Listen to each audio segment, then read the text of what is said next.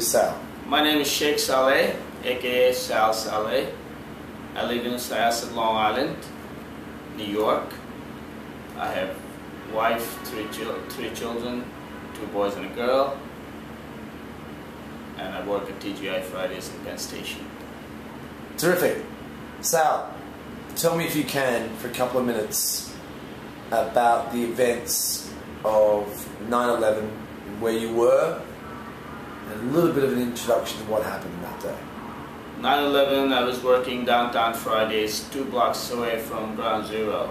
That is on Rector Street on Trinity Place.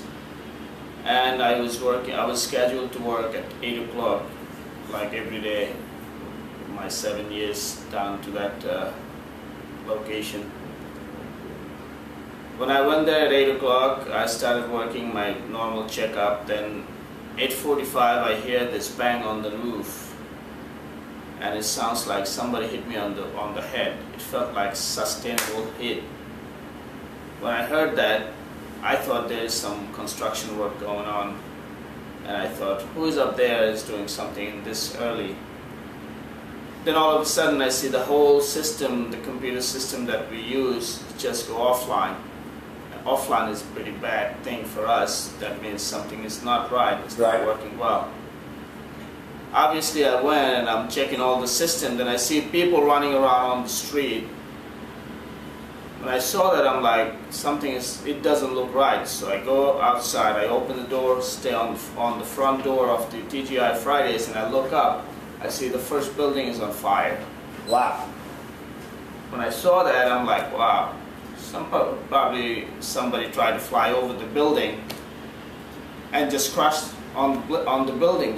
The plane just crashed, and somebody I saw running and said, he's bleeding. He goes, the plane just crashed and the wheel just fell off my leg. And I'm like, what? He goes, I'm bleeding. I'm like, I just gave him a weird look, and then I knew a lot of people running around. I'm like, what's going on?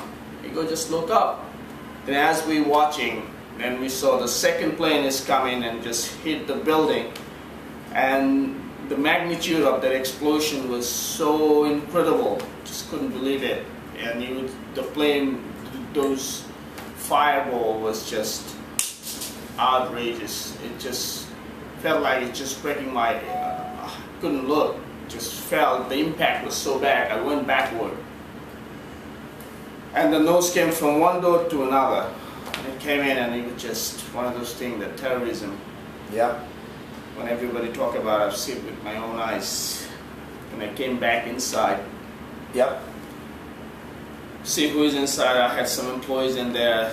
Then I look back, go outside again. People are running around. People are jumping off the building. It's just horrendous. What did you do, Sal? What were you told to do? As I was trying to reach out, all the upper management, I was trying to call, nobody was there at that time. But it was in my mind that a lot of people would be outside. How can we help them? Sure enough, around between 9:30 to 10 o'clock, there's a police officer came in. He goes, evacuate the building is going to come down. Obviously, when that says, I didn't believe it. That building can never come down. I never thought about it. It never in my mind. So obviously, as I'm waiting, I go outside to see what's going on. All of a sudden, I hear the building is coming down, building is coming down. I just ran. I ran, came inside, just held my ear and just put my head down, and I said, oh, I hope I'm going to survive. Then, with that huge impact, the rattle all over the place, the whole floor just shook up. It's like an earthquake or something. All of a sudden, within a minute, it just looked like volcano eruption. It just coming toward us, and it's so cloudy, you can't really see anything. The visibility, it was so minimum, you can't really see within 1 feet distance. Then all of a sudden it was a pause, just sit down, and I say, oh my goodness, there will be a lot of people out there trying to survive, running around. Then I told I had 3 guys, they stayed with me. I said, guys, one of you go the door by Broadway, and I'm going towards the Trinity. So as I go outside, just the debris come right on my face, and I felt like somebody pinching on my face with those smokes. It's just crazy. Then all of a sudden I go and I'm looking for people. Then I say, anybody need help? Just grab me, touch me. So people were touching me, grabbing me, and I was just bringing them inside one after another. And I had guys, I said, get whatever bottled waters we have downstairs, just bring them in, wash them, give all the towels out. At some point we were using our premises as a triage center when all the shops were next to us, to our right, to our left. They were all closed, they all shut down. And all of a sudden... It's alright, Sal. This is hard. Take your time, man. Not one person, just 50, 100 people up on the roof trying to survive. There was helicopters circling around. How many people did you end up looking after that day? We had probably 200 plus, about 250. We watched them get the ambulance, get them out of there after every half an hour. By 2 o'clock I was out of the area, crossed the Manhattan Bridge. I started walking. It was about 3 o'clock. Then I looked back. Once I looked back, I saw those two buildings are no longer there. It's just a plume and fire. This is when it broke my heart. Just couldn't take it. Just broke into tears. Obviously, during that time when I was walking towards the water, there were like thousands of shoes on the street, bags. People must have tried to run away from this whole catastrophe. What happened to the people that you looked after? They went home. The ambulance came in. They took them to a safer place, nearest hospital, wherever that was. Then I came home, it was about 5 o'clock. A lot of people thought I got killed because I was so close.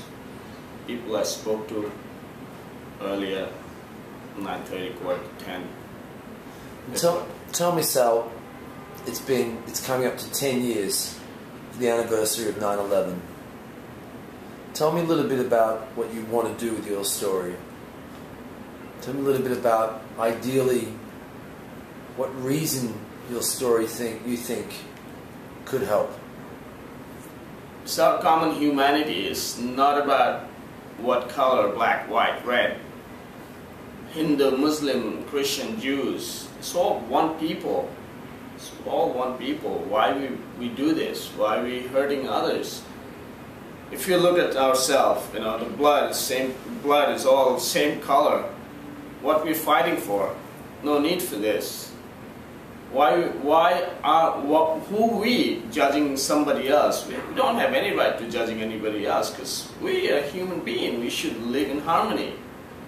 Because one day everybody will die no matter what. Nobody is going to live forever. And nobody is control anybody's destiny. As simple as is. Why we needed that? There are Muslims around the world.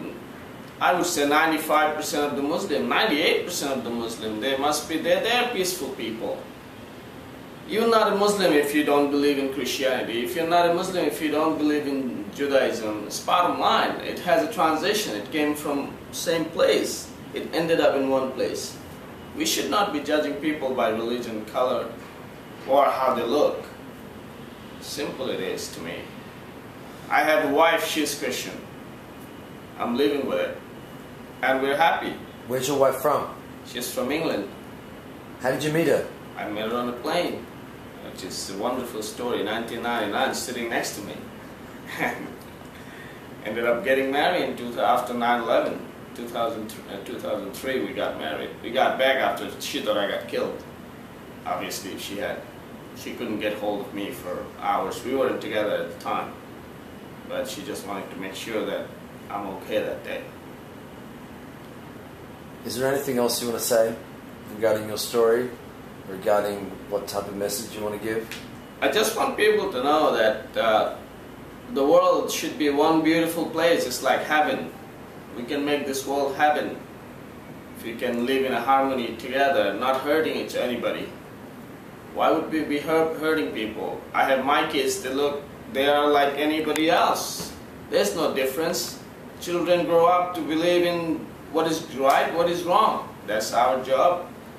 And I'm Muslim, and I think as a Muslim, as a peaceful person, I think we should not be hurting anybody, nobody. And Muslims should not be blamed for it. The stereotype people, they're very few percentage. I think everybody should know this. We're living in a harmony in the United States. Why can't we live everywhere else in the world? Great. Thank you.